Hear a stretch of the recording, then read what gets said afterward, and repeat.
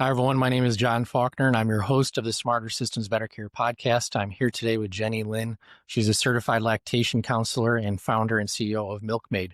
Thank you for joining us today. Thank you for having me. I really appreciate it. Absolutely. And then just to get us started and give our listeners context, tell us a bit about your background. So I won't go way back, but I did start as a marketing strategist and, with the BA in communication and applied design and visual arts as an MA. And so about 10 years ago, I would have never thought that human milk would have been on my bingo card. And really through pregnancy and birth and breastfeeding, I became completely, for lack of a better word, geeked out on human milk and just really excited about the potential here. And I ended up becoming a certified lactation counselor.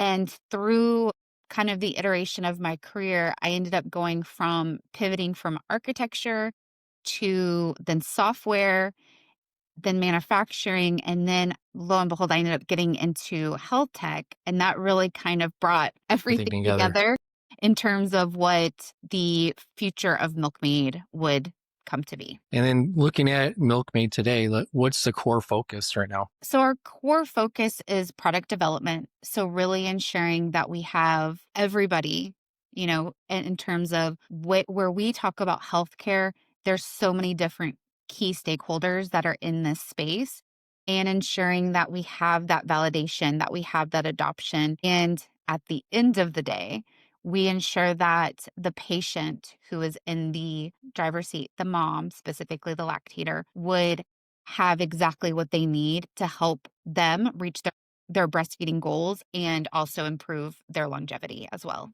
And what solutions do you provide specifically to your moms to support them? So the first and foremost on a very high level would be knowledge, right? So through that education piece, because we spend so much time as a mom, as a woman, as a pregnant person researching, really keeping the baby healthy in utero. And then infant feeding really becomes this afterthought, even though you end up spending more days and more time, and it's kind of a joke in the sense of like, well, what's your birth plan?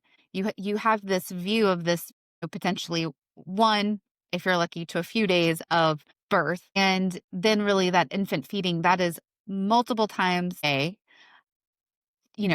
forever that you're going to be focused on what your infant, your child, on up consumes. Yeah. And when you're looking at your role too, specifically, where do you spend the most energy kind of driving the growth right now? So in terms of, kind of going back to your original question, is like obviously education, knowledge that there is a lactation. I don't want to say a problem because not everybody has a problem with lactation. Some people it comes very naturally, but at the same time, it doesn't come naturally to all. And so ensuring that there is that focus on infant feeding, what hurdles they might face, what hurdles, they might not, and where support interlaces with that. And so for us, we're milkmade, we really are at that beginning phase in ensuring that through data, so through lactational insights, kind of a play on actionable insights, but lactationable insights, is that they're having these touch points and data sets to be able to say, okay, is my milk flowing? Are we hitting our growth goals and gains to alleviate, unfortunately, the issue that I came across and that I know so many families do come across is their baby's not gaining enough weight and they start going into that failure to thrive format. Yeah. And it sounds like you're tackling the question of, am I making enough milk? Which I'm sure you hear moms talk about a lot. So do you mind telling me more about that and your thoughts? Absolutely. And it's such a heavy question, right? Like, am I making enough milk to, not just keep my baby alive, but to even thrive? So that's a fine line, right? We don't want to hit just the bare bones and basics. We want to make sure that we're hitting those growth goals and even possibly, surpassing them. And as moms, especially for those that pump, can see their value there in those bottles. And it really goes back to, I remember when I was pumping, which again is different from breastfeeding, just, from force where you don't see it. But even with pumping, I remember I could gauge a whole day on if it was a good day or a bad day. Did I get enough milk? Did I not get enough milk? And because that starts, your mind just starts wrapping around if there's lack of milk, then I can't freeze enough, then I can't send the baby enough to daycare enough if they're in daycare. It really starts becoming this critical conversation that you have with yourself. Am I enough? Am I failing as a mother, as my baby's food source? And so to be able to really get involved at the front end before there's issues and really, again, have that layered on with insights, and data is only as good as what you do with it, having it layered with actionable insights. So how can we make improvements? What can we do? Can we add another feed? Can we lengthen time? Can we start getting access to healthcare professionals, those lactation consultants, and bring them into the fold and ensure that this is your digital village where we no longer live in a tribe. We no longer have our villages around us, our communities. We don't live, where we're seeing other women and aunties and moms and sisters breastfeeding. It's this very singular, independent journey, and it can feel for some quite isolating and lonely. Are there certain factors that you've noticed, like in your research and the work that you've done, that are affecting production of women's breast milk? Are there things that you use in education with women to, validate their feelings and say this is why it may be happening? So, not because I'm not a clinician and I'm not a researcher, I don't have a lab or anything along those lines, but from attending the Human Milk Institute Symposium in March, there were panelists, there were researchers there, and what I found most fascinating was a conversation around, should we pay moms, lactators, to feed their baby? And, if you're not there in the classroom, you might have an opinion on that. But what was so fascinating is when you have these conversations around, if that particular mom, that parent needs to go back to work, and say they are having to choose between breastfeeding, and or going back to work, and or maybe even going to like if this was a NICU baby, is where does their time, because time is money, get applied to? And what it was really highlighting is this sweet spot, which is there is a formula in terms of how many times a person needs to have milk extracted. There is a length of time, there's a quantity of time, and really that helps hit sodium levels. And through that dictates if they are going to be able to continue on with their breastfeeding journey, or they're going to struggle. They're going to struggle to meet their infant needs. And that, to me, is the research speaks to also policy, right? Which is, we are the only nation, the US and the OECD grouping that doesn't have paid parental leave. And it's, again, being able to be with your infant, being able to feed your infant the way that you want to, right? And have that support all goes hand in hand with really lactation longevity. And just looking at industry's perspective as well, what's one shift in the industries that most leaders are not paying enough attention to right now? Well, I mean, I will say there was the Pump Act that recently passed, it was like the end of 2022. So that's great. And that is all around having these safe, clean spaces that we needed to have legislation around.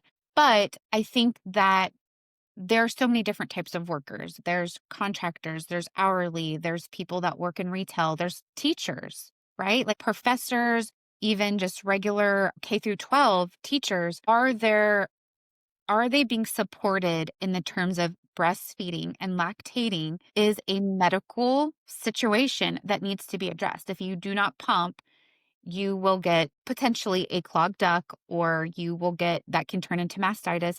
Mastitis can actually turn into sepsis, and sepsis you can die from.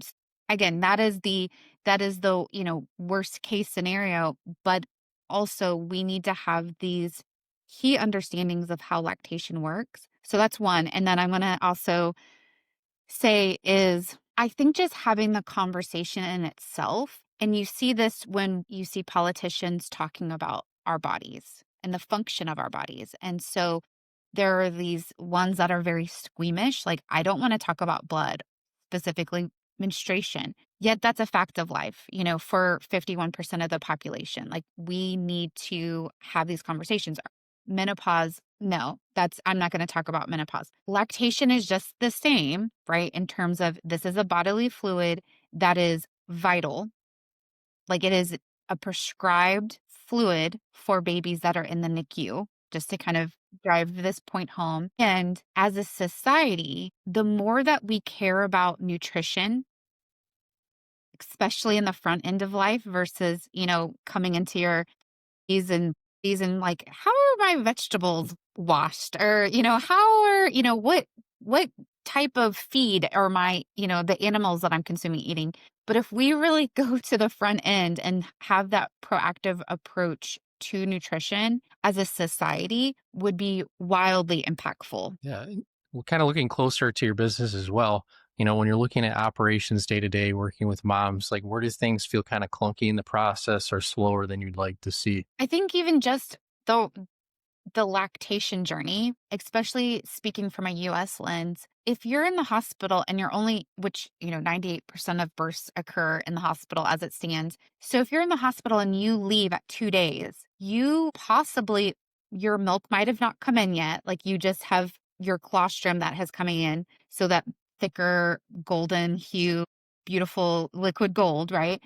But then that means that you're at home alone when your milk is coming in. And unless you are curating it or cultivating it yourself, there is a possibility that you're, again, going to be alone. So if you have engorgement, so too much milk that's coming into your breast, and that can be very painful. Like, so then where do you go? Are you in the bowels of Reddit? And what are Yeah, you finding? exactly. Or Yeah. are you somebody that is clinically minded and you're going into the depths of PubMed? And in both cases, right, you are only, the education that you're consuming is only as good as what your search terms are and what you find. And then at the end, if you end up saying, okay, I think I need a lactation consultant, because again, there's that level of grit and, perseverance to want to ensure that breastfeeding works, then you also have to pay for it. And then that's where we talk about having lack of accessibility for any types of socioeconomic situations where are people being priced out of access to health? Absolutely. And we need to really ensure that breastfeeding specifically is is equitable Yeah, absolutely. For all. Absolutely. And so then we for can all. help Exactly. as many moms as we possibly can through that process. And like you said, unfortunately, if the resources are not there, they're going to social media and other outlets to find answers to get that taken care of. And then looking at what's working really well for you right now, what's something that you would never want to lose, sorry, misspoke, in your business? Something that I would never want to lose Correct. is I want to ensure that I'm not speaking to pervasive metrics, and I'll explain, is that I'll just use VCs, and not that I want to pick on them, but you just hear in circles of like they want to ensure that they're 10xing their revenue, right? Like we gave you, $1 and we want you to turn this into the golden nugget, those types of things. Whereas what my mission is 10xing health. That's where I want to come back and say, we know that through research that if we can improve and there's a breastfeeding calculator. Anybody can go online, you can look at this, you can play with the numbers. And just by increasing our nation rates by 10%, the amount of diseases and disorders that would decrease, obesity, type 2 diabetes. And this also falls not just for the infant, but this also applies to the lactator, the birther as well. And that to me is what I don't want to lose about Milkmaid is this mission to ensure healthier communities. Yeah, that's an amazing objective, and I think it will end up eventually tying back to like your, the return on investment, like you said, because if you're 10xing the healthcare of all these moms, inevitably what's going to happen is you're going to have more uh, money available to keep supporting them in the long run. Absolutely. And then looking at the opposite end of the spectrum, what's been harder than expected despite all the effort that you've put into it right now? I would say I'm in a weird space. And that is because in one hand, you have these startups and these devices or products and stuff, and it's like, oh, well, that's very consumer driven, or it's very soft, right? Like,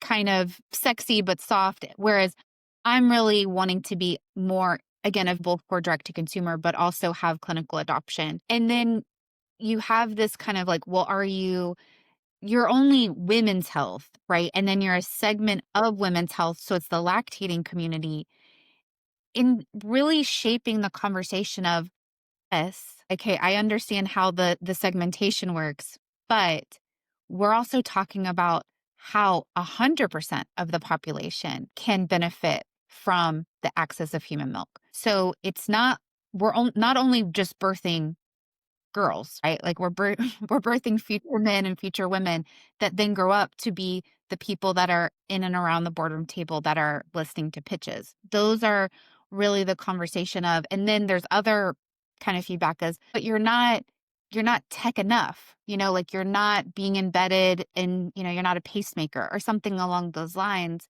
And that's where you have, when people understand the value of human milk and really I think human milk is so freaking cool. Like I don't know how else to explain it, but the fact that again, there was just a study, and not that this is new news, but it's a study that is kind of going around the circles again, which is human milk has a built-in clock around it. You in theory for all listeners is ensure that if you pump milk, to timestamp when the milk is pumped so that you're not giving your baby, morning milk at nighttime or vice versa, because then the melatonin that is being excreted into the milk is there to help lull them off for a longer sleep. And this is the type of living fluid that has so much information that is being unlocked, still needs to be unlocked. And what are we doing with it? Like, how is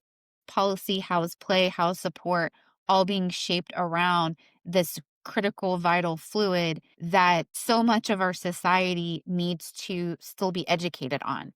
And even looking down the road, like everything you're working on is amazing. And I can tell you're making a huge impact in your niche. And what does success look for you in 6 to 12 months? Like, what's your vision? So in 6 to 12 months, again, as a product, we would be going through regulatory. And so that's going to be a hurdle because this is, we're not in the business of any type of, like I said, inducing parental anxiety. We want to ensure that we're hitting all of the right certifications. So a class 2 and meeting those goals and also having core partnerships. So from a mom, right, we can sit here and say, well, this is the things that we want from our side. But clinicians and key breastfeeding stakeholders have their own KPIs, like key performance indicators that they need to be met on as well. And that key chunk is really what helps bring reimbursement to the table. Yeah, and that discussion as well. And you probably get into the payer discussion and kind of goes into the rabbit hole from there, unfortunately. Yeah. And it is a rabbit hole. It definitely is. Not to say, obviously there's been, many great products that have come before me that have done, you know, adjacent spaces. And even as it stands right now, on a really positive note is breast pumps are FSA, HSA reimbursable. And somebody had to do that work, right? Somebody had to, at one stage, go through all of those types of key hurdles to ensure that when and if you go back to work, you have access to a pump that you aren't out hundreds of dollars for to keep that relationship going. Yeah, and it's establishing those relationships and probably working within like the care team itself. Because you're like, again, these are your one role, but you got to work with probably the OBGYN or the midwife and other people that are involved in the care team to really make sure it's a success. And now that we're at the kind of the end of the podcast, where can people find you, connect with you, have deeper conversations? Thank you for asking. So milkmade.me. And just to confirm, it's MILKMADE. So it's a play on milkmaid. So milkmaid.me. And there you'll have access to all of my channels Instagram, LinkedIn, all the things, and really follow our journey with us. And we are building a community, or as we say, a community. And, stick with us. And, we are here to help improve the infant feeding journey. Well, thank you for sharing your mission and letting us know what you're doing today. You're making an amazing impact, and thank you for your time. Absolutely. Thank you for having me. I really appreciate it. You're welcome.